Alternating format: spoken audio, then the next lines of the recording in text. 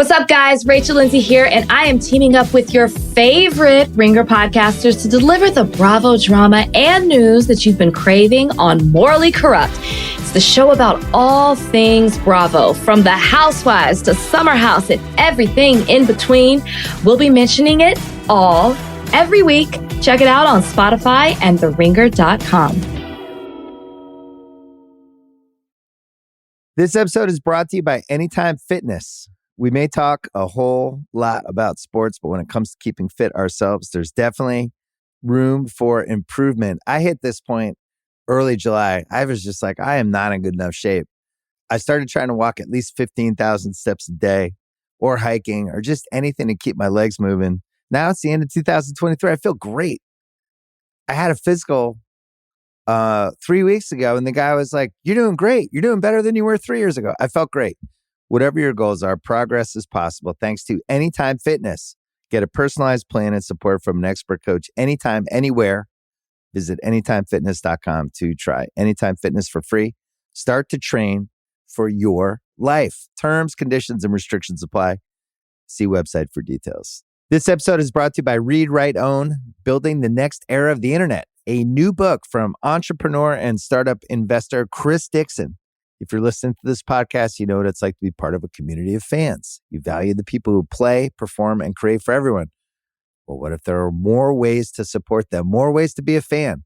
And what if you had even more ways to connect with the teams, artists, and other creators that you love? Even though creators make the internet valuable, how much value do they get for their work? Well, that's mostly up to a few big tech companies. Shouldn't creators get more from the platforms they make successful? More value, but also more say, more control, more ownership? Read, Write, Own explores an alternative future for the internet, one that reclaims control for creators, fans, listeners, and gamers, the people who not only use the internet, but make it useful. Read, Write, Own imagines an internet built by us for us. So order your copy of the book today or learn more at readwriteown.com. I need support staff to clear the room.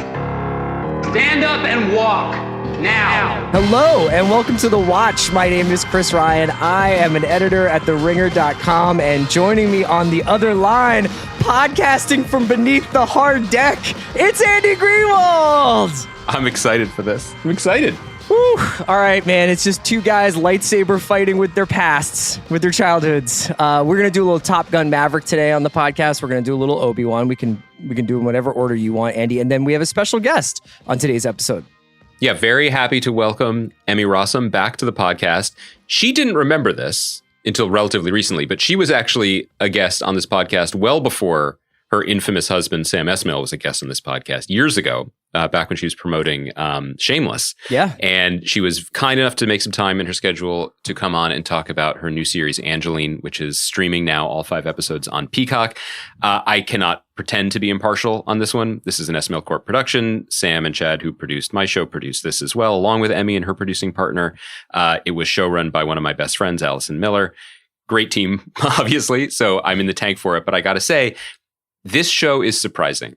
If you haven't checked it out yet, if you are thinking that this is another entry in our current crop of Wikipedia, the series, it is not. It is creative. It is surprising. It is subjective. It is digressive. It is fun. So we had a good talk about all of her transformations, Emmy's transformations to become Angelyne, and the process of getting the show made. But that's at the end of the show. That's not what we're doing now. That's By not the what way, we're doing now. The other energy I want you to know that I'm bringing Not to that this I'm not before watching. we... I'm going to check Angelyne out, but you know. No, I know. I want you to know the other energy I'm bringing today is right before we started recording. I got a text message that someone was trying to log into my Twitter account from Jaipur, India. And I texted back, go with God. That was me. No, I was just like, enjoy it. You can have it. It's fine. Take it. Andy, so today, where do you want to start? Do you want to do a little bit of Obi-Wan episode 3? I kind of want to just get into Top Gun. I desperately want to get into Top Gun. All right, so let's get into Top Gun. This Top Gun Maverick, you may have heard about it. I just want to say off the top, Sean and Amanda have done really the preeminent Top Gun podcasting that you can get in this country. So they had a show that they did last week before or as the movie was coming out into theaters that was spoiler free. And then they did the 100 Things We Loved About Top Gun that just came out yesterday. And it's just a delightful podcast, and it's so in-depth and it's so great. Andy and I are going to do our best to be considered in the same company here. I saw this last night in Glendale. Andy, you saw it we at La Cañada. Is that where you went? I did make it to La Cañada. La Cañada sold out. Oh my God. Where did you go? I saw it at the Americana, like an American. That's where I went. Yeah, man. It felt great. Did you get one of the steel tubs of popcorn that was branded with a naval insignia? I didn't. This was the first time in a while where I went, because I've started to have to retrain myself for going to non-ArcLight movie theaters, and right. So you have to like add on the 25 minutes of commercials and trailers that they show at non-ArcLight movie theaters. So I was like, it was like 7:35. My movie was at 7:45. I was still home. I was just like, I'm taking my time getting there, but I got there on time, saw the movie. We're going to do it. This is going to be spoiler conversation of Top Gun Maverick. First of all, I think that there is no better illustration of Pete Maverick Mitchell's stick-to-itiveness and tenacity than you getting it together and seeing that movie. Because we had a plan on the record. We talked about it on the podcast that we were going to go together. Mm-hmm. And I thought that we would see it with you sitting in front of me, and I would be Goose behind you, and probably meet a similar fate. But like they do with everything, the Boston Celtics ruined that plan. Yes, and so we had to see it separately. And I was worried, honestly, about my own enthusiasm waning. And thank God this movie was the movie that it was, because it will not let you be sour about it. It will not let you stay on the ground. It will take you up to. I don't know, stratosphere? So here's where I want to start, which is I obviously love the original Top Gun. You were a recent convert to the ways of Miramar. I was like very, very, very excited to see this. I think I had some forewarning based on like the way that people were talking about it. And I took some care not to read too much about it or hear too much about it before, because I really wanted to have a complete experience. I don't think I was prepared for like the emotional aspect of this movie, and that is not something like when I think about Top Gun as a franchise, but specifically as an experience throughout my life.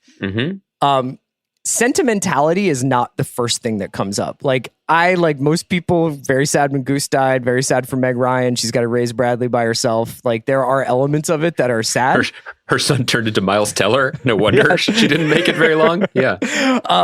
But I never was like, this isn't Field of Dreams. And yet they turned it into Field of Dreams. And I would say they turned it into Field of Dreams like very successfully. I think that's very well said. I think that, and I don't want to go too far down this road because I really just loved and admired this movie. I just had a great time and I was so impressed by it, which I know sounds bloodless because I also was weeping at times. I thought it was fantastic. But I also do think it's worth saying that so much of our culture these days is about the negotiation with our past and our past culture and our past selves and nostalgia. And there's examples of that sort of thing being done well. And then there's the most recent Ghostbusters movie. And there's a wide berth of experiences and tries and takes in between them.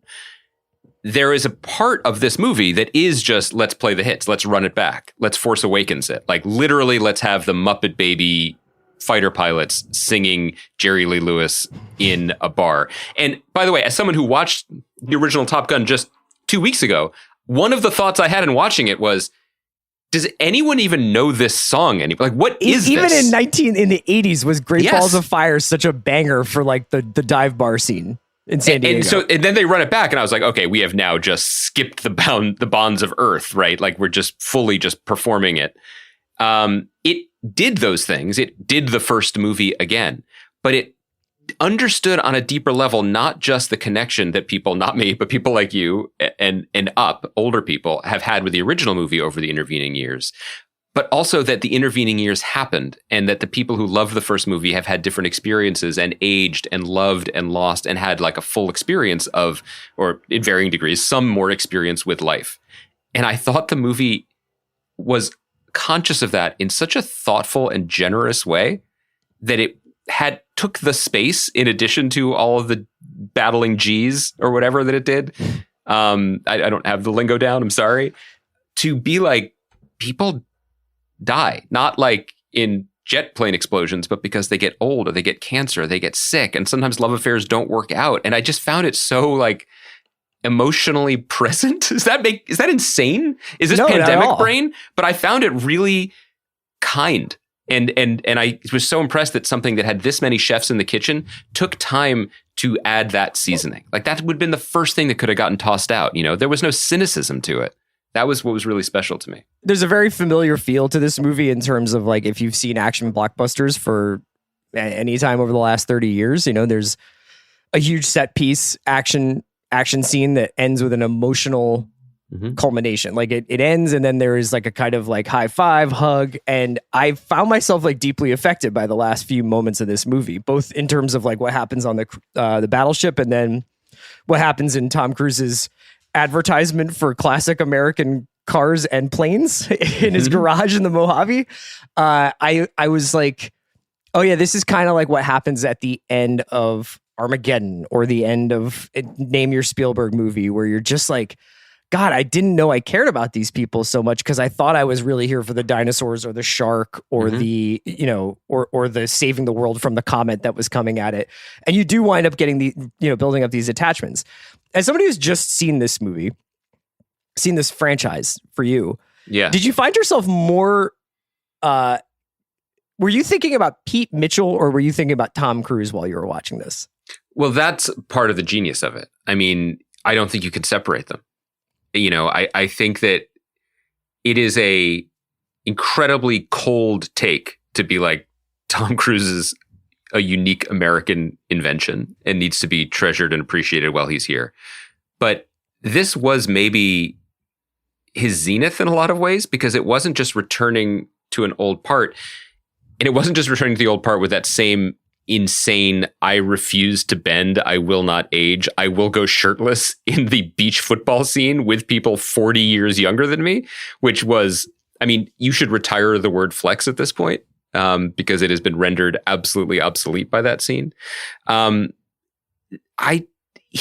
was something very, I thought, this is weird for him, humble about it. Yeah. It's such the whole thing is a steel-tipped missile of ego. I mean, we know that. And yet there was some humility to his performance and to his embrace of the part and also just the emotional aspects of it. I was moved by it. I don't know. I thought it was one of his better performances, honestly. I mean, he's never bad. He always runs well and sells the stuff. But he's self-effacing in this movie. He's actually sincerely and believably romantic with another human being in this movie, which I think we can get to in a few minutes. And then I think also, like, you know, when you watch Tom Cruise movies, especially since the great failed transfer of power in Mission Impossible with Jeremy Renner, I always in my head am running the scene from Once Upon a Time in Hollywood where Al Pacino is talking to Leonardo DiCaprio about like the arc that his career is on and how he's going to start being beaten up by the younger guys and like what that means to the town and how people see him when he starts getting his ass kicked. And I think about that all the time watching Tom Cruise because, you know, they initially sort of tried to do this like Ethan Hunt will turn all this over to Jeremy Renner, who will now be the new Ethan Hunt in Mission Impossible. And since then have just kept making awesome Mission Impossible movies where Jeremy Renner shows up for 5 scenes and is just like, God damn it, Ethan, not again, you know, and never gets to like take over as a quarterback. This movie had that potential, I think, because they have it's beefcake season out there and they've got Miles Teller and Glenn Powell and Jay Ellis and everybody kind of waiting in the wings, literally. But I thought that they handled it really well. What Maverick is capable of doing versus what he needs help with, you know, what this means for like his relationship to his career going forward. All that stuff was just really, really expertly handled, I thought.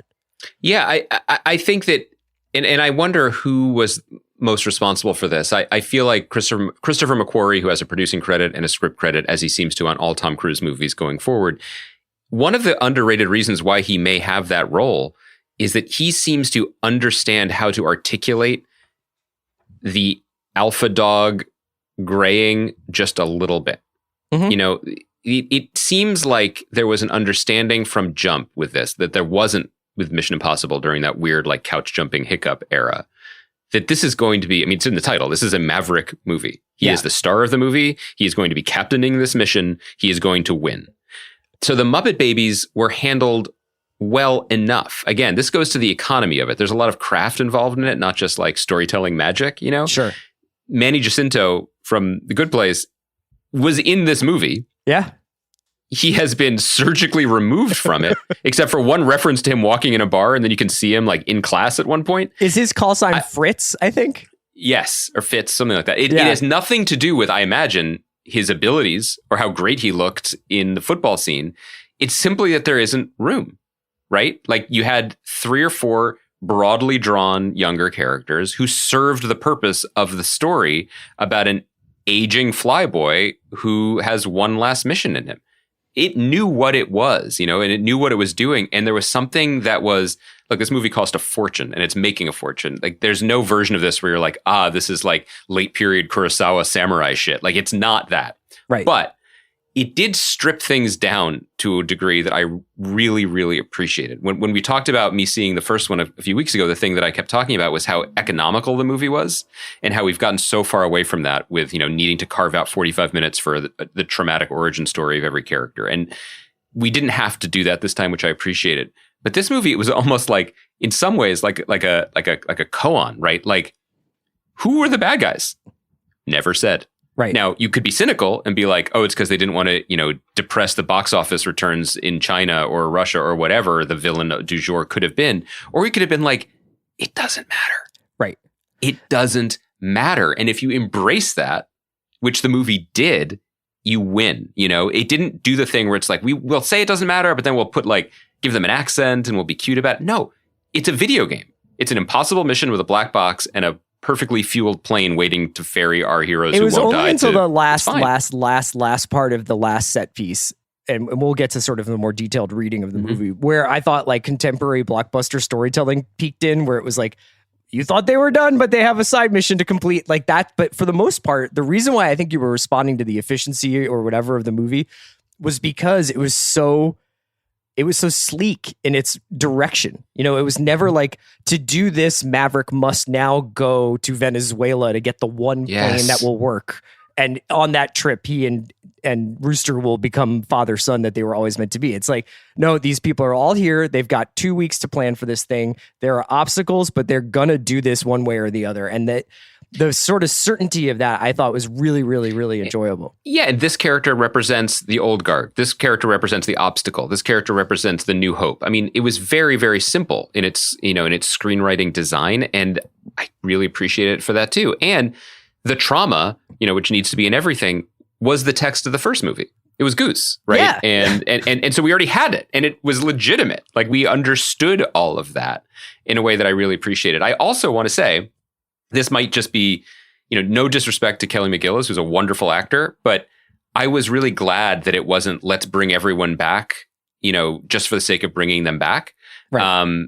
The Jennifer Connelly piece, first of all, unsung hero of this movie. And did you remember the Admiral's daughter story from the first Top Gun?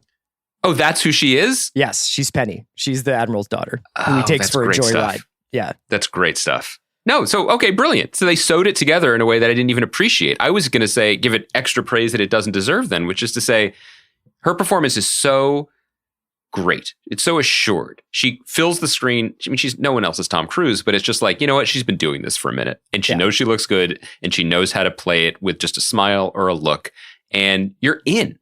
I was just in from that moment when they meet and she makes him buy all the round. You're like, great. And then you're rooting for it. And it wasn't complicated, right? It wasn't hard. There wasn't like some backstory or thing you had to undo or a third option. They didn't overdo her kid. It was great. So I feel like this movie gave us so much, right? I thought one way for us to talk about it is what we needed more of. Oh, right? okay. So I have a list of things that we could have. We needed more of this. And you just is tell Manny me Jacinto on your list, or are you good? I don't. For everybody, I feel so bad for that guy. He must have obviously found out a while ago, but like still. Yeah, because also, you know, as people know, they shot this movie 3 full calendar years ago. Yeah. And so at some point he was told, but also just, I'm sure he appreciates the experience, but like today, Vulture was aggregating stuff from Men's Health where it's just like all the actors talking about all the times they barfed, you know, and like all the stuff that Tom Cruise made them do to like actually fight G-forces. And he did all that too, but isn't in the movie. I mean, that's a bummer. Okay, go on. All right, so here's what we needed more of. You alluded to this. I wanted to get into this a little bit, but who are we fighting? I wanted a little bit more backstory on the ideology, the needs and wants of this rogue state within what looks like Maine. Coastal Maine, yeah. That they have to run this, only these planes can do this impossible mission on. We can't bomb this from space. We can't neutralize this in any other way. It was a breakaway Republic of Bernistan somewhere off the coast of New England. And yeah, it's also that clearly Medicare for all. But the head of state is Dr. Evil. Because I don't know. I don't do geopolitics, and I don't presume to, and this isn't the place for it even if I did. But I don't know many, even dictators in the world who are like, build me a compound that is impossible to scale except by the best fighter pilots with missiles that can only come alive if you cross a certain hard cap of sky. Like that stuff, that felt heavy. I wonder if Manny Jacinto's character was like the guy who follows Glenn Greenwald on Twitter and was like, are we sure that this rogue state poses an imminent threat to the United States? Or also just like, I see what you've just told us all, John Hamm, but you're describing the plot of the first Star Wars video game. Not even Star Wars. Yeah. But the first Star Wars video game, like of the era that I was talking about last week, where you had to fly down a channel and shoot into a hole and then fly away. It's fucking awesome. They out Star Wars. It was really brilliant. Yeah. That is an under... I'm glad you said that. So we're talking about how grounded it was, but it was Star Wars. They kept talking like Yoda, but Star Wars is actually, guess what? It's cooler when it's real boats and planes. Guess what? Sorry to your wall in Manhattan Beach, but maybe this is cool. I need to know more about the rules and regulations of dogfight football. So immediately when this scene started on the beach, and it's going to be one for the record books in terms of like the reaction it got in the crowd that I was with was pretty passionate. I thought this was one of those classic Hollywood mistakes where nobody who watches sports was on set that day. And I was like, I'm really bummed out that Miles Teller didn't like chime in and just say, you guys know football is just one ball, right? So I was happy that when John Hamm comes over and was like, what the fuck is going on? Maverick's like, we're playing dogfight football to build up team building and chemistry. But I want to know like whether or not dogfight football has experienced some of the same evolutions in offensive play calling that regular football. Like, is there a spread offense with two balls, or do you play conservative now that there are two balls? Is it more like Phil Simms, three yards in a cloud of dust kind of thing? It reminded me a lot of Calvin Ball from the Calvin and Hobbes comic strip, where the only rule is there are no rules. The thing that I took away from it was there was a lot of joy on the beach that day. I was impressed that all of those military minds bought into something that was absolute anarchy. Do you remember the scene in Ferris Bueller's Day Off? The second he's like, let's go play football on the beach in our jeans. I would be like, sir, I have a whole great Under Armour outfit waiting for me in my locker. Let me go change first. First of all, that is a lie, because I'm sorry to do this to you, Chris, but like last 4th of July, we hung out socially at a party. There was a pool. And within minutes of arriving, you were in your trunks, catching tight spirals in midair into the deep end of the pool. Not in my knees. Oh, but I'm just saying, like, when it was game time, you were like, hey guys, I call skins. And we were like, nobody said there were teams yet. You know what I mean? Like, you didn't hesitate. You didn't ask for a penny. You were ready. So I think that tracked. Do you remember the part in Ferris Bueller's Day Off when Jeffrey Jones' principal is in the bar and he's just like, what's the score? The baseball game? The guy's like 0-0 and he goes, who's winning? And he goes, the Bears. Yeah. There was a lot of that energy from Tom Cruise and John Hamm in that scene. Look, I mean, Tom Cruise has historically, since All the Right Moves, not had a great track record of sports representation in his films. Jerry Maguire aside, where he's an agent. But I just mean like, when he is playing sports, I am not super, super convinced of it. Tom Cruise is the guy who just roots for the offense, right? Just like in real life. Like, I don't think he actually knows the rules of any game. He just roots for people to score. Right. And I think it works. All right. Next thing I needed more of. Yeah. I needed to know what's Fanboy a fan of? You're going to give yourself that call sign. Great. I believe this is Danny Ramirez's character. Is this guy MCU? Mm-hmm. Is this guy a Star Wars fan? Is it Noah Baumbach movies? Like, what is he the fanboy of? That would be Fan Man. I think, or fanboy child. Like I think that's, I mean, our man child. I think that he's listening to binge mode. Yeah. In the cockpit. He's got binge mode. He's got ring reverse going. Calling yourself fanboy in this movie, it's a little bit like the villain just being bad. You know what I mean? It's just like, we don't want to offend anyone by saying he's a fan of anything specific. So he's just a fan. Right. He loves life. Yeah. I thought of the tertiary pilots, I think I liked Phoenix the most. She was great. Phoenix and Bob, great. Obviously, like I liked Payback and Fanboy. Those are my favorite call signs, I think, as a partnership. Mm-hmm. But yeah, I could have used more Fanboy a little bit more about what kind of podcast he's listening to. How often, this is what I needed more of, so a little more information on how often do people have to buy the entire bar around at the hard deck? And furthermore, what is the quote unquote hard deck of Maverick's credit line? And does he, like, the Navy Credit Union does not offer him like a special auxiliary line? Like, if you're buying at an on-base bar, here's an extra G just in case she rings the bell. It's a great question, and I'm of two minds about it. I think that because I think he pulls out like a pretty serious venture card. It looked heavy. Yeah, but it got declined, and then he had to bring cash. You know what I mean? A guy like that doesn't get any miles, right? He gets he does not get points on his card. So that's a great point you're making. I think it's interesting because the way he's described to us, you know, he's a man, he's pushing 60.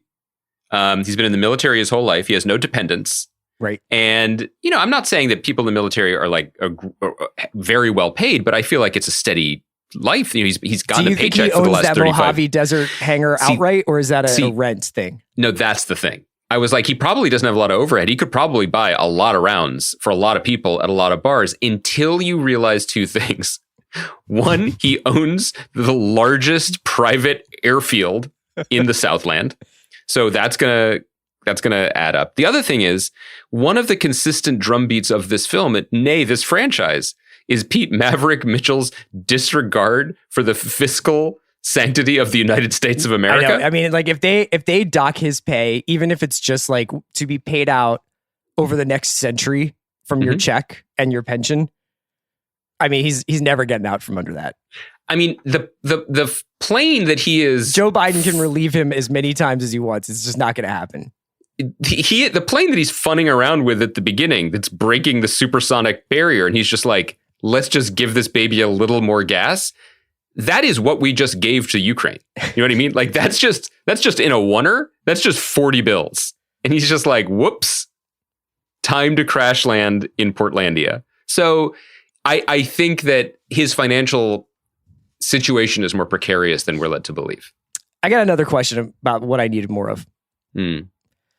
Hangman being like, my name is Hangman because I don't help out my fellow pilots and then they die. Yeah, that's weird. Let's unpack that, brother.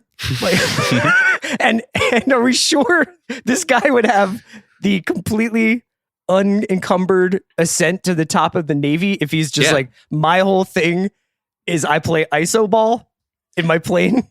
And then also, it's come down to this. We need one person to save others. Let's choose. Like, if you needed to have someone like dish out an assist on the court, you know what I mean? You're not drafting Allen Iverson for that. Yeah. That's just, you're not doing that. No disrespect to my favorite NBA player of all time, but that's not his thing. Yeah. And yet, maybe that was a sign of growth, though. Maybe that's what he's learned. I mean, just a thought, maybe rebrand yourself as teammate. Call sign teammate. How about that? Call sign good guy. Call sign glue guy. Yes. Always make the extra pass. I like that. I need to know what after hours are like for Ham and Parnell. And I wanted to let you cook about Charles Parnell here. Probably low key my favorite part of this movie. That's what I needed more of. Briar Patch's own Charles Parnell, Charlie P, an absolute legend, a beautiful person and a beautiful performer who I was lucky to work with on my show. He came to Briar Patch from this movie. That's how long ago they made this movie. Holy shit. Is that true? Yes. And he came on day one with stories. Yeah. Yeah. He was like, it was incredible. He told a story that I don't know. It's not really mine to tell, but like TC, very generous to his castmates. Very generous to his castmates. Kind of like Dan Marino buying Everybody Watches. It was literally that. Literally that. Okay, so I'm sorry. Charles, come on and tell me if I'm wrong, but he told me the story that Tom at the end of shooting called Charles and John Hamm to his trailer and gave them both something in a box. And he opened it and he was like, oh, it's my costume. It's the watch I wore on set. That's cool. Like everyone wants to take home a little bit of their wardrobe. Yeah. And he turned to look at Hamm being like, oh, it's nice. And Hamm was just like he had tears in his eyes and he was overwhelmed. And Charles told me that he was like, I don't know why he's that emotional about, props. Yeah. Like it's cool that we got to take our props. And then slowly he turned the watch around and realized that Tom Cruise had bought them the actual like Admiral's Rolex that naval admirals wear to thank them for participating in this movie with him. I apologize for telling that story out of school, but it was awesome. And he is such a good actor. And Tom clearly thinks so. He's in the Mission Impossible movies. But those guys had a great little 2-man thing going. I wanted to know whether they go to the hard deck or if there's like an officers club that they go to. Like, is there like a different kind of vibe? And when they go and they're like, man, another quiet night here. It's like at the old grill, just tight-fisted sipping gin on the rocks. It's not nearly as fun. Wonder where old fanboy is. You think he's taking in the Blade Runner? Have you ever heard Jerry Lee Lewis? One of my favorite piano men. He was awesome. I would say that Hamm, Parnell, and Bashir Saladin are just like, and he's obviously a big favorite of ours from South Side. Officer Goodnight. Yes, those guys, and they're kind of like Rosencrantz and Guildensterning of this whole movie, and they're like just narrating it was just probably my favorite part. I thought he was awesome. He's just such a warm and funny presence. And again, like these guys know what they're doing. It's not just that Tom Cruise has been making versions of this movie for years and like building towards this. They do the little things right. Like they cast well on the margins. And like John Hamm, whom we love, knew what the assignment was. Yeah. You know what I mean? Like he knew how to be that type of asshole and not put too much mustard on it. Just be there, not try to get more out of it. It's just a great use of him. And Bashir is so funny as Hondo, like making everyone do the push-ups. Like why he went from this special stealth mission to just hanging out on the aircraft carrier, unclear. Not really familiar with how naval roles work, but who cares? They were all wonderful, like on the sides. And again, relatively small cast for the movie, right? The few people they had on board wore the right hats, and you didn't need more people doubling up those parts. Yeah, there didn't need to be a new replacement for Iceman as like the new admiral. I mean, obviously Ed Harris was like, you get one day. Yeah. But I'm glad they didn't add like more and more layers of like this sort of C-suite of the Navy. Speaking of Hamm, I just wanted to ask you, the pilots take issue with this, but didn't his plan sound a lot like less clients, more money? He was like, we can go slower, fly higher, drop bombs from far away. I hope they knew what they were getting into, because when you have John Hamm pitching you on something, it's going to sound pretty good. Like it sounded very plausible to me, and I didn't understand why it wasn't going over well in the room. Dogfighting. It's the old wound. This is a little bit more of a serious one, but I need more from blockbuster movies, the movies that are obviously just going to continue to dominate our lives in the theaters for years to come.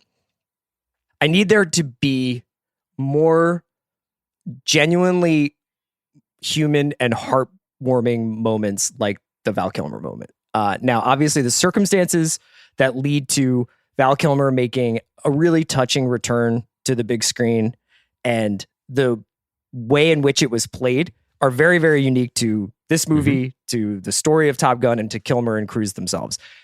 But I thought that the absolute, no question, emotional high point of this film was this quiet thing that happened between two guys in a room. And it's pretty rare to have that happen anymore in a big blockbuster movie. I don't want to be too hyperbolic, but that's why any of us do this, why we go to the movies, why we feel the things we do about them, why we celebrate them, why we talk about them. It was unbelievably powerful in so many ways. They've aged. They've lived these lives themselves. And also the characters are pretty unique to celebrate as well, because they are the original frenemies, right? One thing that I was really struck by when watching the first movie was that he's not, in my understanding of it, as someone who didn't actually see the movie until last month, I thought Val Kilmer was the villain. Yeah. But he's not the villain. It's just he ostensibly is for the majority of the move of Top Gun. But they're competitive, right? And then there's something bigger that they are a party to. And that's also, that's echoed in this movie with the Rooster and Hangman stuff as well. And well done. But this idea that people could grow and change and their role in each other's lives, having been in each other's lives, is important. Just landed with such beauty. And the fact that, again, they were faced with a choice, right? Like, what are we going to do here? Are we going to ignore it? Are we going to write him out? Are we going to CGI him? Or are we going to write the truth of Val Kilmer's own health situation into this story? Yeah. And treat it with dignity and respect and be gentle about it. And they chose that path, which again, with so many cooks in the kitchen, so much noise in the production of something that's expensive, it was probably harder than it seems to make that choice. But I was just blown away by it. We go to the movies to grow with these stories and with these people. And it was really a beautiful moment. Yeah. I just thought between that and the way that they put together, and this is my last, I need more of the feeling I had in the last 30 minutes of this movie. Yeah. And make that into a fucking Gatorade flavor. Like from basically, that last, basically attack that they do on this underground uranium plant or whatever the fuck it is. That whole action sequence of that pursuit, no music is played, even though they have Harold Faltermeyer, Hans Zimmer, Lady Gaga, and Lorne Balfe all credited with various aspects of the music. And Kenny Loggins just waiting in the wings. And Loggins. Ready. There's no music during that initial sort of attack. And then there is some once I think it cuts to black and we get this sort of more of the Mission Impossible action part. Mm-hmm. When they get back to the plane or to the carrier rather, and they land that thing in the net, I was like, this is great. And then when fucking Tom Cruise and Miles Teller hug it out, I was like legitimately like overwhelmed by that. Yeah. And I felt the same way at the end when Connolly shows up. This is a relationship that I've known about for 90 minutes of my lived life. Like 80, and I'm entirely invested in it. It's a bizarre thing. And maybe it speaks to Tom Cruise's singular focus or his mania, but he manifested something into the world, which is that he took on this mantle. No one asked him to 30 or 40 years ago to be like, I am cinema.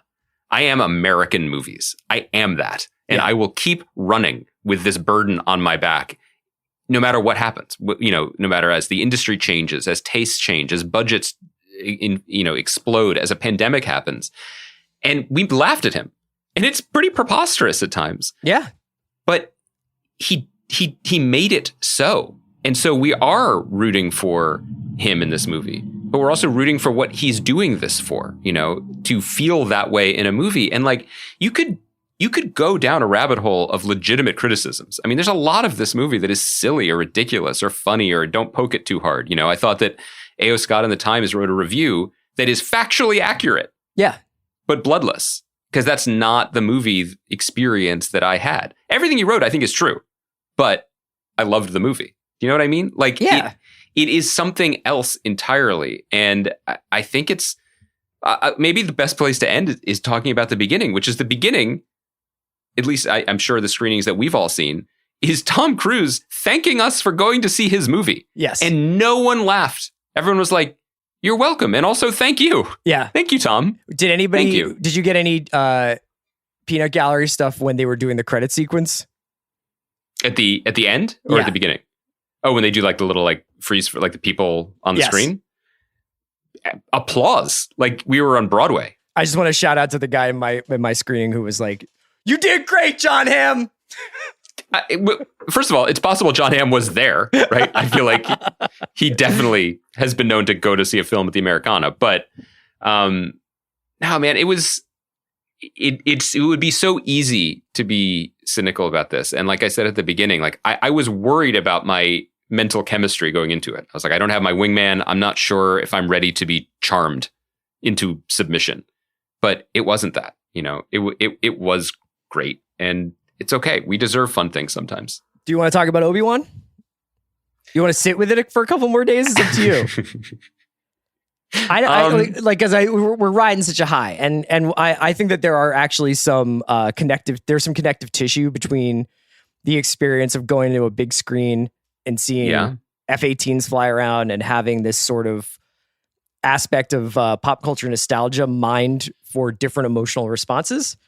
And sitting in my living room on a 90-degree day eating a salad while I watch the third episode of Obi-Wan. And they're not, and like that's not a criticism of like the delivery system, but I think it is a cute feeling that maybe Star Wars also belongs in the big screen every once in a while, and that there is like a collective experience that is sort of lost sometimes. I want to be gentle and respectful, and I also want to keep feeling happy like I was from Top Gun and from talking to Emmy. I will say that the genius of Top Gun is that it has always understood what box it ought to be in and what volume setting it needs to be played on. And this episode of Obi-Wan. Wait till you see on Paramount Plus next year Miramar Nights. It's just like I'm terrified of that because it just got small. It made everything small. You know, Obi-Wan fighting Darth Vader. I mean, this is what we used to do in sandboxes. Like that was fun. That was fun to dream on. And they're just kind of like bashing swords in a dimly lit sandstorm. I thought that fight was pretty intense. I thought that was pretty cool. It didn't grab you? I don't know. I'm really confused by the show, and I think that maybe it'll turn into something else, but it just keeps giving us things like spunky little Leia that I just don't understand. I mean, I think there's an interesting metaphor at work in the show about a depressed 50-year-old man realizing he's wasted his entire life in service to the Skywalker family. I relate to that, but I'm not sure if that's the metaphor. Family in this metaphor. The Skywalker family. Oh, I thought you were still like fucking talking about these people. And I just don't think that's the metaphor that Lucasfilm wants from this. Like, okay. We're back to Obi-Wan, and like, what's Obi-Wan been doing for the missing 10 years? He's still just looking after this family that never loves him back. I think my main criticism of the show is almost too predictable to even take seriously, which is that every time I get going with it, first of all, I feel like it's cut like a TV show. So there are way too many moments where like they're building up tension and building a momentum and building up like, oh, okay, I'm in it. Reva's going after something, or there's a fight between fucking Darth Vader and Obi-Wan Kenobi happening on my screen, and they cut away from it. They cut away from it to like, I don't know why. I mean, it's strange for something that's so cinematic, that's so gripping, that's so inherently interesting, that they would be like, it's important to jump around to the 3 different subplots and split people up and do this. Like, I find that like that really has been bugging me recently about TV, is when you're in the middle of what is basically an action set piece and they're like, we're going to cut away and see where the other guy is. Look, man, I realize it's all just one pipe, just flowing content to us all the time. But it's not, I think I'm beginning to realize it's not just paycheck issues that's keeping Chris Evans and Robert Downey Jr. from TV, from being on these Disney Plus shows. They don't belong there, man.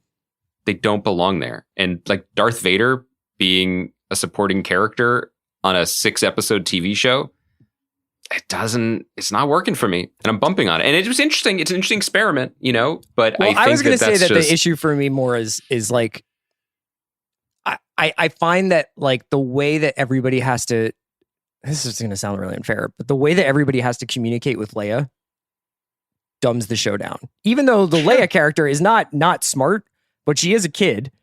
And I kind of want to hear Obi-Wan or talk about what he's been going through, like with big boy words, and like talking about like, you know, like, hey, if you're going to make this show a real product of Star Wars canon and history, fine. Like, talk about it like it's a real thing then. Like, have him reference stuff that's happened, not just like in these vague kind of platitudes that you would use if you were trying to explain very complicated things to a child. Also, Carrie Fisher's Princess Leia is an iconic character for a reason, because of the way she played her as a young but grown person who was brave and resourceful and funny and spunky. Most brave, interesting, smart, spunky adults weren't like that when they were in their 7-year-old shell. You know what I mean? And so it's not even a real character. This is no disrespect to the performer. It's just you're trying to soak up generational adulation for a character through an imperfect avatar. And so she faints towards behavior that we would recognize later and be like, see, she was always Leia when she hugs a total stranger or isn't afraid when people are shooting laser guns at her. But honestly, what makes her interesting is that she would be afraid of laser guns because she's a person. Right.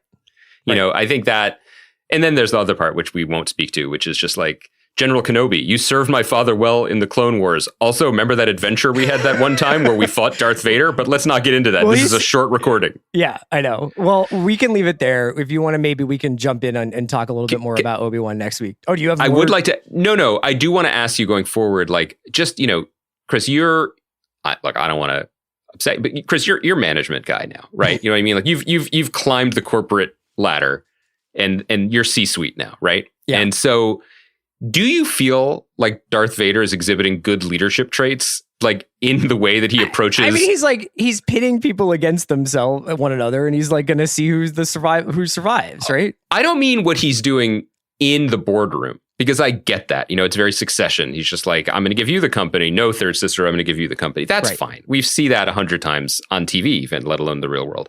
I'm talking about when he's boots on the ground, literally in the field, and he's walking through a village. And let's say there are 19 people in the village, and he just wild murders 6 of them. I just don't think the Empire ever really gave a shit about like approval ratings, you know? No, but yet, thanks to CGI Zach Braff, for the first time, we're like, you know what? Like, I'm a Law and Order voter. You know what I mean? Like, that guy's voting for Rick Caruso. Like 1,000,000%. He's just like, I really appreciate that the speeders run on time now. They don't, though. He's like, oh, the transport's late.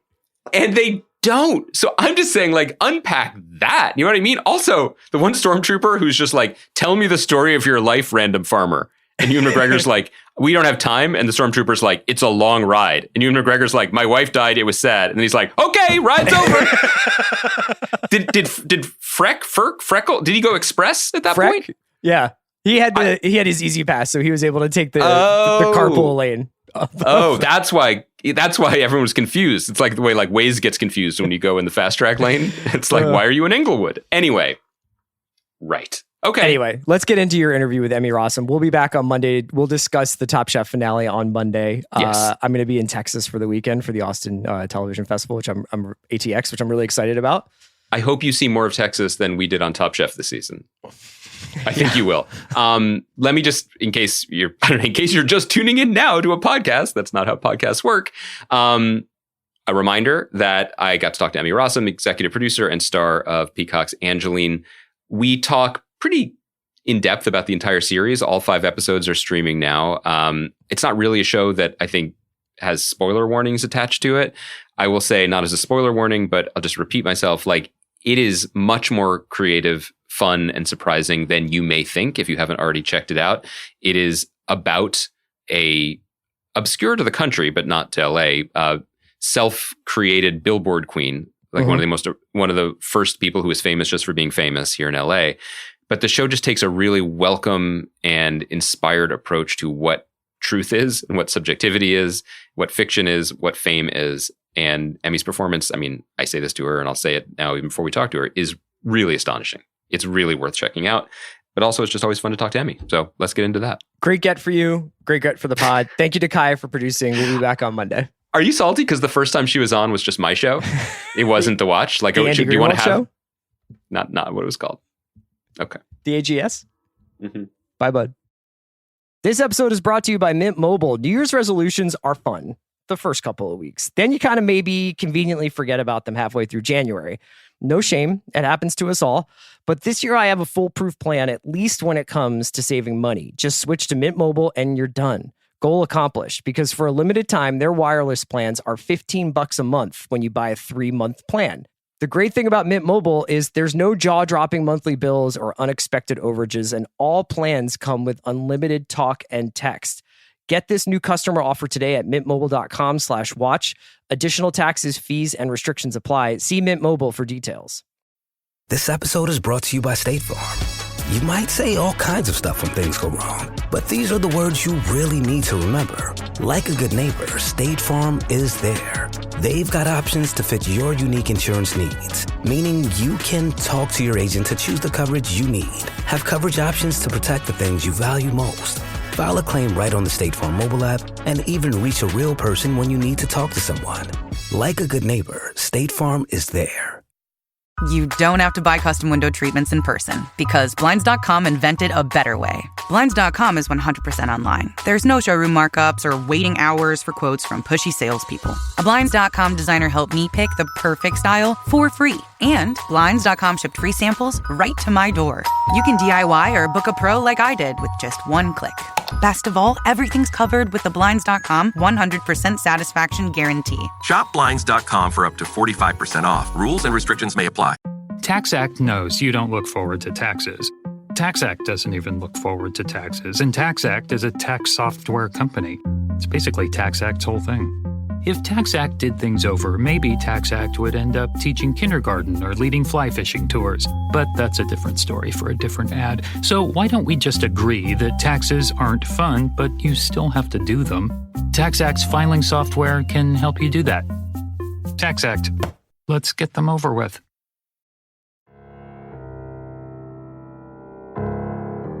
I am so excited to be joined on the podcast for the second time. Don't get it twisted. By the one and only Emmy Rossum, who is the star executive producer, the public face of the amazing Peacock miniseries Angelyne, which is streaming now. Emmy, welcome back. I'm so happy you're back on the podcast. Thanks for having me.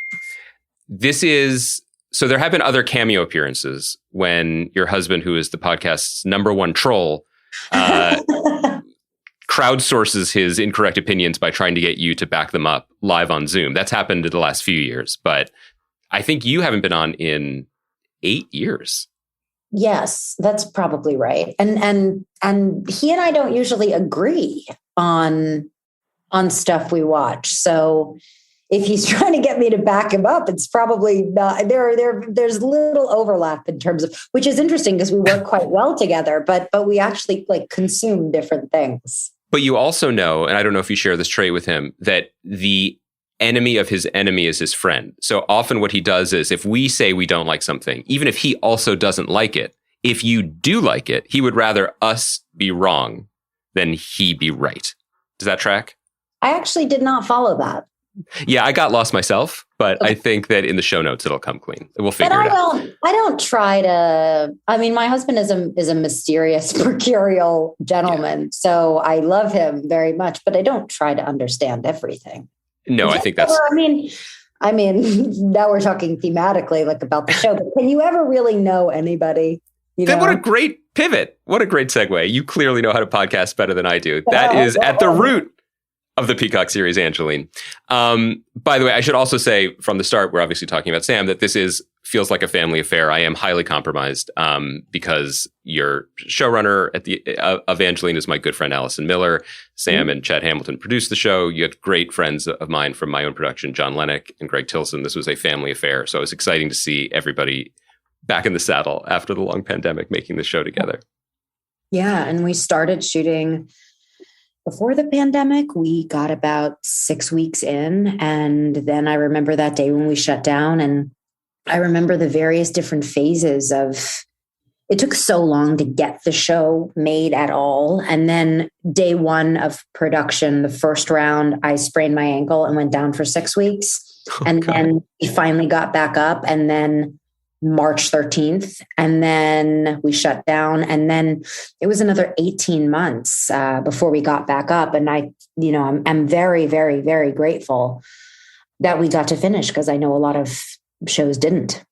And this show had a long path even before that. It was on different networks. There were different creative teams involved. This has been a long journey for you. At any point during this, did you feel like there were just cursed pink clouds obscuring the road, like that this was just not meant to be? Do you ever think that way? I think this was kind of that thing that you have kind of deeply buried inside your heart, your like own little personal secret, that one day you kind of get up the courage to say, hey, I'd like to raise my hand and tell this story. And then you ask kind of cool people to come do it with you, and they say yes. So at all these steps, I kind of anticipate, and everything was so interesting and wonderful and deep about kind of discovering the nuances of this story, right? Which on the surface are just kind of this bright pink confection, but like the brighter the photograph, the darker the negative. And like finding all of that, like that juice and that kind of resonance was so fun that, I mean, I don't think I really ever thought we were going to get to make it. So the fact that we kept kind of pivoting and stumbling and I think for a long time, I kind of quietly marinated on, was doing the producing of it before I actually realized, oh shit, I'm going to have to go play this role. Like we are actually going to roll cameras on this, and I'd been kind of like working on this physicality and a voice and all these different things for years at this point. So it was just kind of like in my back pocket, kind of like this quiet prayer that I thought never would get answered. So the fact that we kept getting shut down felt kind of like, most actors have this thing that they really like to do and they never get to do it. And, or if they do, it, doesn't go very well. And this was so wonderful. And we had so many wonderful people want to come play. And then the same team came back after the pandemic because they loved it so much. And aside from a couple people that couldn't come back because they were on other things, we pretty much got our whole team. And that just goes to show how incredibly special everyone thought this was and how much fucking fun everyone was having. The show is so fun. I should say that at the top. That's one of my favorite things about it. And I also just love in what you said that how every actor chases the dream part. I love that your personal King Lear has a pink Corvette and giant prosthetic breasts. I just think that is perfect. Let's rewind the tape all the way back, because one of the challenges in mounting this story is that Angelyne is incredibly famous to an incredibly specific audience, namely Los Angeles. And it's something that I didn't know until I visited here the first time, saw her, and said, I just saw this funny car, and people's face dropped. Like it was a religious experience running into her, seeing her in action. What was your first encounter with her, and what was the path to it taking over your life for the last few years? Yeah, it really did. When I hear my, 1-year-old child go like, like I'm just like, oh God, is she doing my sound effects? It's I think I discovered her the way a lot of people in LA did, which was through the window of a car. Can you hear my kid screaming in the other room? She's doing the voice. So sorry. And I remember I was 12 or 13. I was in LA auditioning for the first time. I was with my mom in a rental car, probably going to Burbank to Disney to audition for some pilot, and probably remember what it was, that I invariably would not get because I was never that kind of actor and just couldn't nail that stuff. And I saw this image, this hyper curated image, and I saw this woman and breasts and hair and mystery. And I was just, it's kind of like the law of attraction. Like once you see it, you start seeing it everywhere. And I couldn't unsee it. And I started asking people, who is this woman, Angelyne? And everyone, like you said, would have this kind of like huge smile on their face. And then they would tell me a completely different story. Oh, she's just this small town girl from LA. Oh, she's this woman from Idaho who married this Saudi guy who paid for all the billboards. Oh, there's actually 12 of her. They switch them out every year. You can just rent one for a party. Or like, actually, she's Marilyn Monroe reincarnated. Or like, I don't know, she's a hooker. And there's so many different people that said different things about her. And it just always percolated to me as an interesting concept of how could you be so famous and yet so unknown at the same time. And in 2017, The Hollywood Reporter released an article claiming to reveal her secret past and identity. And the story that was revealed there, spoiler alert, The Hollywood Reporter claims that she is the daughter of Holocaust survivors and that this persona, Angelyne, is some kind of survival response. That story she immediately shot down, but would not, similarly to all the other rumors about her, she wouldn't tell you specifically what wasn't true about it, because she knew that it really furthered the tumbleweed of her fame. And that's why she's different than all the other influencers and is kind of so brilliant. But the story that was revealed there was so moving and poignant and started to kind of formulate this idea in my head of like, what if it's this kaleidoscopic story of all the stories about her, the icon that is Angelyne, this just being one possibility. And it's more of a story of like fame itself and the engine of fame, and how the more famous you become, especially with somebody like Angelyne, who wanted so much control over her narrative and her story, the less that is possible. Right. And I think that one of my favorite things about the show, and I think one of the things that really sets it apart, is that you embrace the subjectivity of your subject from the beginning. We're living in a golden era of what I like to call Wikipedia, the TV series. And, I think that it would be possible, just if you look down the list of things released this year, to dump Angelyne in with that. Oh, it's a true story. But your show from the beginning goes right at the idea of truth in a way that is really thoughtful. It's very creative, but it goes back to the other word you said, it's fun. And I feel like all of those elements were necessary to making this story and to bringing it to life on the screen. How it seems like that subjectivity was baked in from the beginning in terms of what interested you about her. Yeah, absolutely. I think it's interesting because Angelyne speaks in sound bites. That's how she expresses herself. Mm-hmm. She has stories that kind of change. Sometimes she tells it this way, sometimes, but like a lot of her interviews or even just speaking to her sound like sound bites. But within those sound bites, there is incredible emotional truth, regardless of how the facts of the story change. Right. And I just found that there was somehow more truth emotionally in the stories that she tells, in her self-mythologizing, than all of these other people that had tried to kind of co-opt her narrative, diminish her, own her, capture her, and shrink her down to something that you could write in one sentence of a log line of someone's life. Because we are not, right, like a black and white list of things that have happened to us or our parents' trauma, or we may be those things, but we are also our own creation. And Angelyne really existed and formed herself at a time before the internet kind of blew up, when you could really, especially in a town like LA, separate from the historical facts of your life and determine yourself. And although there was incredible kind of moving poignancy in the article in the Hollywood Reporter for me as a Jewish woman, somebody who has been threatened as a Jewish woman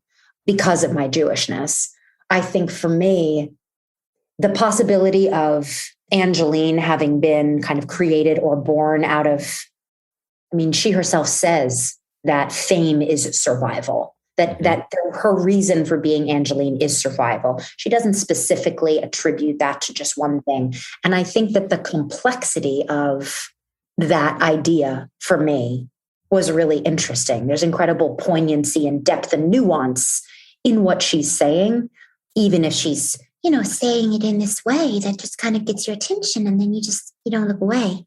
It's just like this, it's like you just can't look away. And then suddenly she's really getting your brain thinking. And you're like, oh, this woman is very smart. Well, I also love what you're saying, because that used to be the point. Like, that almost was the American dream. You could lose yourself and be anything you wanted. And that was the promise of this country, let alone the promise of Hollywood. And we're living in a moment when, in fact, it's almost the opposite, that the point is to amplify your innermost quote unquote truths or potentially trauma, and that becomes your identity. And I think one of the strongest choices that you and your collaborators made creatively was you put the origin story at the end. It seems simple, it seems topsy-turvy, but it is so powerful in how it unfolds, because we've spent 4 episodes, 4 hours essentially, with the different versions of reality that Angelyne inhabits. And at the end, we see what might be the truth. But at this point, we understand the narrative, and we understand the heightened nature of it, and we understand who she is and what matters more. And you dance through it with the spaceship. You touch on it, but it's treated in a way that is surprising and I think very poignant. Well, thank you. I think also, Lucy Cherniak, our director, and Allison, who wrote it, I think the idea behind also the production design for that was that we want to steep you in this idea that there could be just as much truth emotionally in fantasy, and in fact, more poignancy and more magic. And that could be a place that you would prefer to live. I think that the allure of losing yourself in fantasy, hopefully, at the moments when people are pushing too hard on her, she kind of like rips you out of that in the story and transports you to descending from a pink moon on a dance number. This is how I see myself. I'm young and fabulous. Or, an out of body experience. This is what it feels like, steeping you in that and kind of like really going into that, kind of inspired by her own art. Mm-hmm. She does art, and she has these magazines that are kind of very Barbarella imagery. And so kind of pulling from some of those as a tribute to her, because I think we were really, really moved by her story. And yes, it did absolutely take over my life. It also took over your life physically, not just the sprained ankle at the beginning, but your the type of acting that you did here. And it's just, first of all, I should have said this at the beginning. Congratulations. The performance is amazing throughout, but it's transforming, and I wondered what your personal physical experience was like, changing your body and your face and your voice for hours every day to find the truth of someone else. That almost seems contradictory, right? To add these layers to yourself to, digging into someone's psyche. What was that process like for you as an actor who's done so much work, but at least in my experience of watching you, generally without rubber on your body? Yeah. Well, it's really hard. And I didn't get to do the prosthetics until I'd probably been working on the inner life of the character and the outer presentation of how that would feel, probably for about 2 years. Mm-hmm. So, listening to, there are like this character, ages over a 50-year process. And I think, there is hundreds of hours of videotape from the time she's in her 20s until now, which historically is in her 70s, but she would say that age isn't, doesn't exist. Mm-hmm. And so going through all of those with Julia Crockett, my movement coach, and who I'd never worked with a movement coach before, but I was like, I can't analyze this. I don't know how to find this thing in my body. Figuring out at what age the shoulders start to get really kind of higher, right? Because you're carrying more weight. You've been carrying that, how the body changes as she physically, cosmetically alters her body over time. The kind of, and looking through video, right? Because there are videos that show many, many hours and hours and hours of interviews. And at moments, like on the Wally George interview, where these kind of gross guys are hitting at her, you'll notice that her face kind of twitches and her shoulder goes, and you kind of notice these little poke throughs in an interview of like, oh, that's a moment of real discomfort. And that's how this person, that's how she expresses it. That's how it comes through the body. Okay. So every time, then you come up with like a list of cues. It's almost like a psychological or body autopsy. Mm-hmm. Right. And so you go, okay, well, these are my things. This is a hand thing. This is it. And you'll give all of the little movements names. And she also says she idolizes a Barbie. So I bought a Barbie doll and I said, okay, a Barbie only moves linearly. It can't move like this. It doesn't move. So what would it be like if I made my body do that? So I would just do that for hours. And then I would go through the script and I would say, okay, well, this is a moment where this discomfort. Could I try a flick here? Could I try, how does that feel in my body? And then just doing it for thousands. And same vocally, right? If you analyze kind of a vocal pattern, you'll see, oh, she speeds up here. She slows down here. She goes hard here. She seems to go out of the voice here. And then she goes back in. So figuring out what the different modalities are and what they could say psychologically, emotionally about the person to try to understand somebody who wants to be so unknowable. It's incredible to hear you talk about all the technical requirements, just knowing where your body is, knowing which tools to use at any given moment when the final product is A, seamless, but B, the most powerful special effect, I think, from you is your eyes throughout. because, you know, I'm looking at you right now. I've seen you perform as other people in other projects. Your eyes are completely different in this. And I don't think it's because of the prosthetics. It is, you are manifesting someone else in that moment. And I'm so interested in that.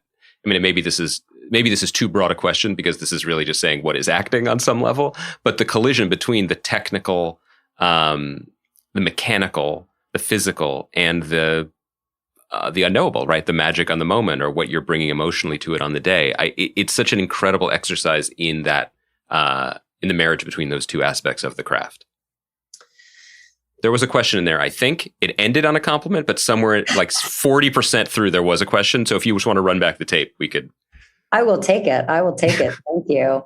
You know, it was interesting because I think the eyes also kind of with time, there's like kind of more of more kind of a heaviness, and like a, you know, the kind of shoulders are more sunk back, and kind of lats are tighter, and the walk is wider. And like, I would just, but I also think that like there was I remember that Angelyne was very obsessed with the meaning of names, and she says that a lot and talks about that a lot. And she thinks of herself a bit as like a psychological, a bit like more almost like a spiritual guru. She has all these meditation tapes. And so I started to think kind of like about etymology and why the name Angelyne, besides the fact that it captures Los Angeles, and it kind of sounds like Marilyn and looks like Marilyn, who's, you know, her idol. And so when you break down that name, you get angel, Y-N-E. And Y kind of represents a fork in the road. And Ne is like reborn, renaissance. And angel is a messenger of God. And so my version, after I had done, you know, hundreds and hundreds and hundreds of hours of like vocal coaching with Liz Himmelstein and body with Julia Crockett. And I was like, I can't listen to this. I'm not being another person. This is a character. I'm playing the icon Angelyne, not the woman Angelyne. And so my hook into it was quietly, I would whisper myself like a silent prayer before action. I would just say, at a fork in the road, I am reborn, a messenger of God.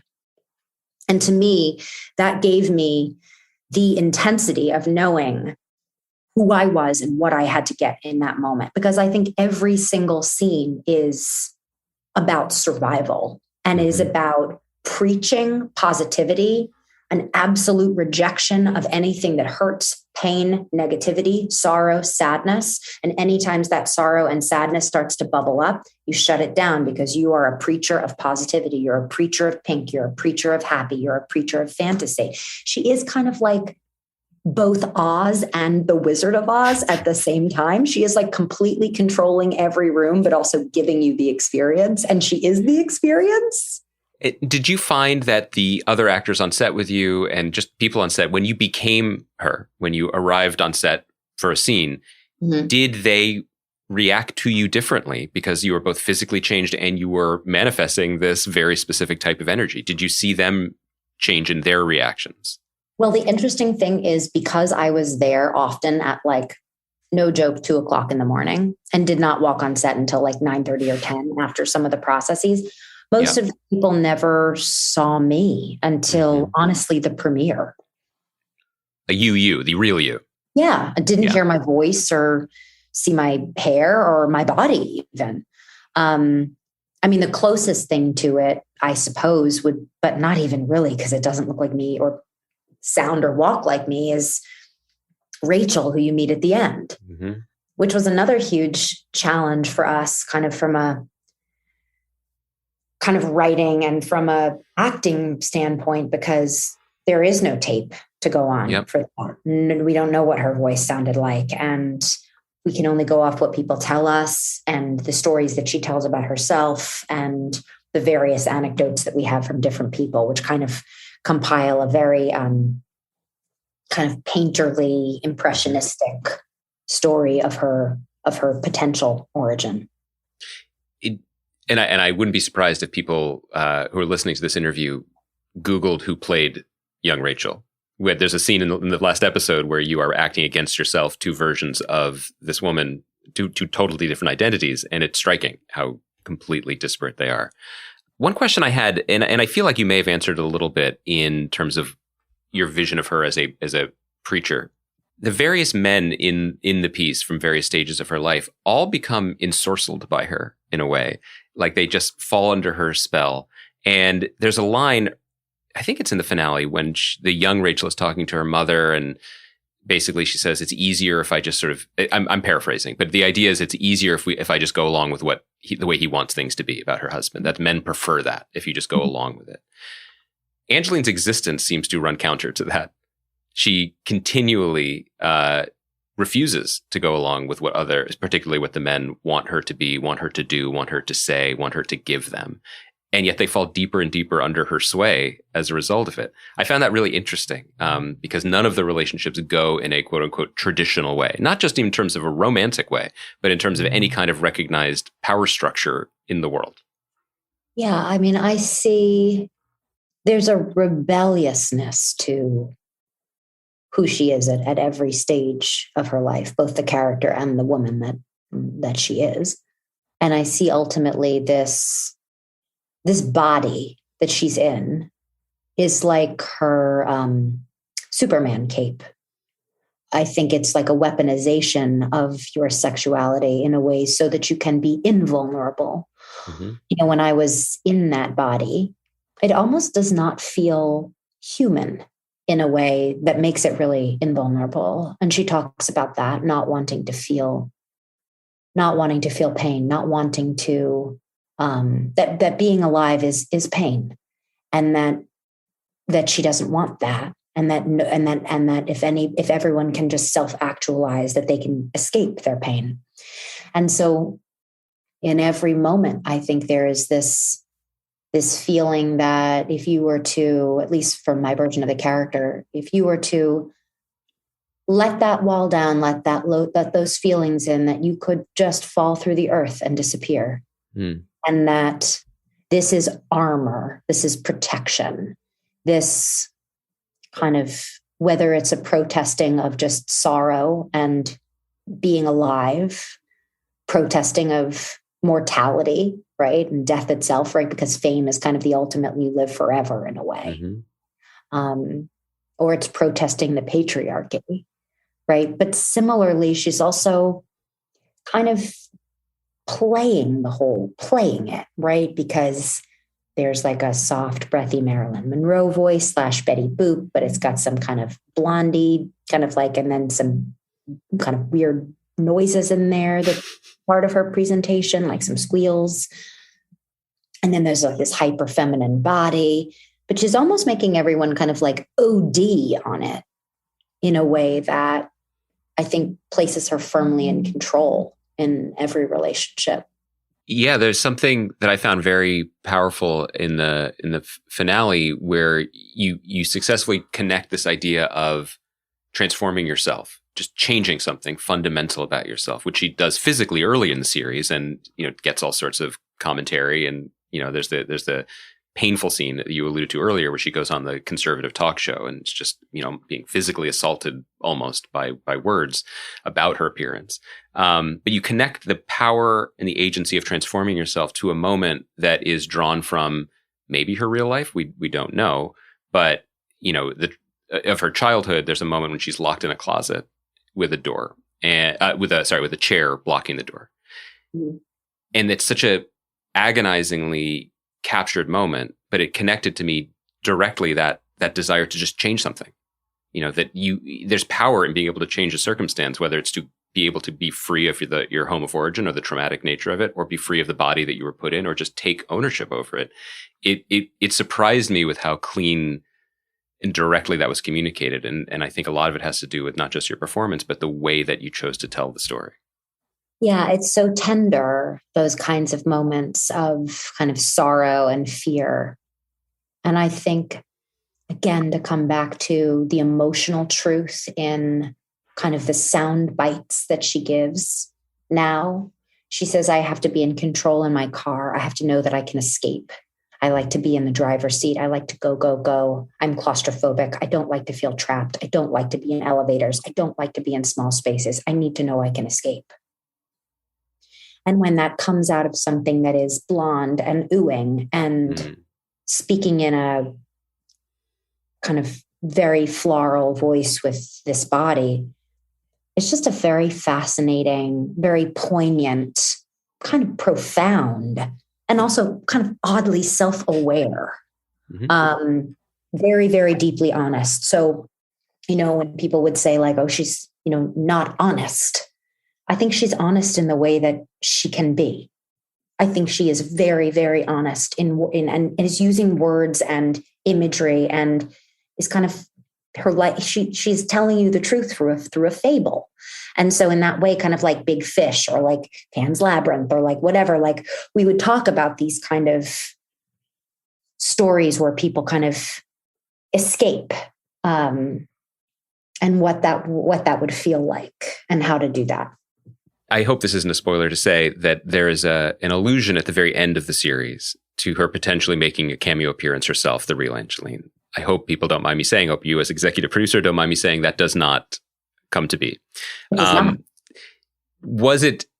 Did you hope that it would? Did it come close? What behind the scenes stuff went on in terms of your actual interactions with the real Angelyne, up to and including involving her more directly in the production? I think we always had hoped that would be the case. There was definitely a version of it that ended that way, that she read, approved, agreed to. We didn't get to shoot it because of the pandemic. And then she was an EP on the show for 3 years. She gave us her life rights, allowed us to re-record all of her songs, her images, met with me, Allison, Lucy. And then ultimately, she had a change of heart. It was never really messaged to me exactly why that was. It seems like she's a rebel and she does whatever feels right to her. I know that she's making her own documentary, and I'm looking forward to seeing that for sure. I'm, obviously after spending this many years, I'm like literally her number one fan, right? But I think ultimately there is always a risk when playing a real person that the creative interpretation of the character doesn't line up with how they see themselves. And I imagine that for somebody like her, for whom control of the narrative and the image is so important, paramount, I imagine that's very uncomfortable, and I have a lot of empathy. Yeah, and I think it's also worth noting that you embraced this role, which you transformed yourself for, but there's a sense of play that's baked in, and a sense of unreliability, and a sense of subjectivity, and that you're not really her, and that these aren't really these people, and maybe none of this is true. It's part of the show in a way that I think is really both honest to who she is, but also in a way very respectful of who she continues to be. Yeah, and we met. We had our first meeting was like a 4-hour dinner. And I loved meeting her. I thought she was fascinating. I remember she had very intense hummingbird energy, almost like she can simultaneously be very fast moving, but seemingly like suspended in midair. And, I asked her if she had any advice for me. And she said, I want you to tell whatever story you want to tell. And that way it will be your story and not my story. And I said, yeah, I'm interested in all of the different stories about you. And again, she wasn't interested in specifically refuting any of the stories about her. After she did meet with Allison and Lucy, there were specific things that she wanted removed from the story. And we did that. There were names and dates and specifics that she didn't want in there. And we stayed away from those. But aside from that, I think she's a rebel, and I think she's a mystery. And, I really respect her. I think that she does what feels right to her. And, I hope if she ever does see it, that she knows it's an incredible love letter to her. But ultimately, I think she has to do whatever's right for her. I did want to ask, because you've been acting for a while. You were alluding to auditioning as a child and coming out to LA and going to Burbank. You've been on stage, you've done musicals, you've done a long-running TV series, you've been directing in more recent years. This was a huge lift in a different way. Because as you said, not just in terms of the physicality and the transformation, but you're a producer, executive producer, and driving this ship from the beginning over a much longer period than anyone anticipated. Now that you've reached the other side of it, the show is out. I'm just curious where you are in relationship to your career. What moves you at this moment? I think it's really interesting. You've been acting for so long, and you've never had a challenge like this. And I think, as I said, I think you're exceptional in it. But is there a particular part of this that you're taking away as the core of what you want to be doing now? Or is it just blank slate? It's in the rear view of your Corvette, open road? I think life is always an open road, right? I hope so. No, I really. It's been kind of a covered garage the last few years, but I take the metaphor. I know. But I think it is. I mean, I think that it was incredible to be able to make this, to be able to see it through to the finish line, to be able to, see it through every stage, and to learn so much, and to have, a company now, production company that's completely, women owned and operated. And we are doing more of this and developing, and we're making a show for Spotify right now. And we have other things that we're developing and features too. And I think that I can see credence in both lanes. I can see that I really liked being the root system on this tree, but I think those have to be the very special ones. And I also can see the beauty in just being, a branch on the tree, which I'm doing right now. I'm doing a show for Apple, which is a wonderful experience. And I'm just a branch on that tree. So I'm liking that very much. But I just think the opportunity to surround yourself by people that, excite you, that you want to collaborate with, and to have fun while you're doing it, to work really, really hard and have a lot of fun and just have a happy set. That's really, I think that it can be really fun. I think you can tell. I don't know if I read into things too much, but I feel like you can tell when you're watching something, the finished project, even if you don't know the scuttlebutt or the gossip or whatever, like this stuff's too hard for it not to be a positive experience if possible, right? And you can tell when something is fun, not the like Judd Apatow, like we're just doing a couple improv takes for ourselves, but the like everyone is invested, in it. And no, not only from like a story perspective, but from like a production design, right? And Kate Biscoe, who got to create all these incredible looks, and Danny Glicker with his costume design, and just like created 700 costumes for our production, and over 100 for Angelyne herself. And those are all original handmade productions with like sourced fabrics, and some of them are the exact fabrics that he tracked down that Angelyne wears in her actual dresses. So it's really, the level of detail is compulsive, and everyone had fun. And I also think for these, I just think that to create challenges for actors that aren't just kind of Herculean efforts for the sake of like doing it, but actually feel like there's a reason to do it. I remember Michael Angarano was covered in prosthetics so much that, like the older looks, old man, yeah. The only thing that you could see visible of like my body and his body in those moments are literally the palms of our hands. That's it.